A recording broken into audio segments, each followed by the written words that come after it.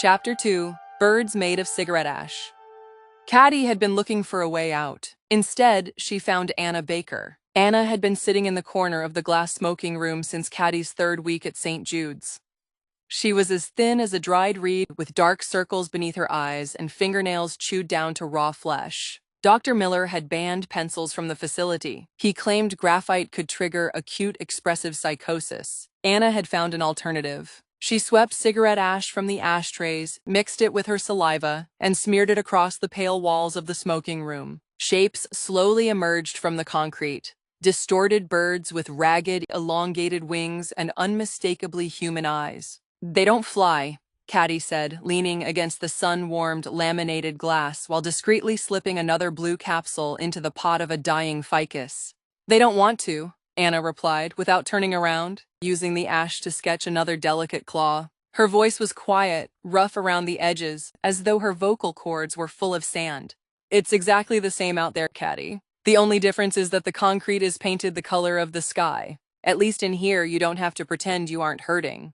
"Out there, there's coffee," Caddy said, crouching beside her with her arms wrapped around her knees.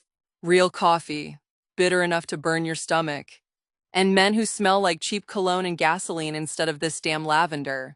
Men smell like fear." Anna stopped drawing and wiped her dirty hand on her pajama pants. "And Dr. Miller doesn't smell like anything at all." She paused. "They took Mark from Ward 2 yesterday. Remember Mark? The one who was always counting buttons? So what, they transferred him to rehab? They brought him back this morning." Anna finally turned her head. Her pupils were so dilated they had nearly swallowed the color of her eyes. "He's sitting in the cafeteria now. He doesn't count buttons anymore. He doesn't even wipe away the drool running down his chin. Miller doesn't heal us, Caddy. He scoops us out with a spoon." "Oh, come on," Caddy said, forcing a grin as her stomach tightened into a knot of ice. "It's just antipsychotics.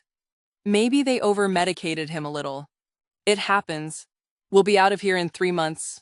I'll come back for you, okay? We'll buy an old Ford and drive to the coast." Anna slowly lifted a soot-blackened finger and gently pressed it against Caddy's lips, silencing her. "Don't make promises you can't carry." A faint smile touched her lips. "You're not taking the pills either, are you? I saw the ficus. It died 3 days ago. Freedom isn't being able to go wherever you want. Freedom is having something left to rebuild from the ashes." Caddy opened her mouth to answer, but footsteps echoed beyond the glass. Bob was walking down the corridor. The heavy metal clipboard hanging from his belt clinked softly with every step. Caddy glanced at Anna's hand. The nail on her index finger was gone. In its place was a fresh scab, already beginning to dry. Why did Dr. Miller allow her to tear her own fingers apart? Yet forbid something as harmless as a sheet of paper?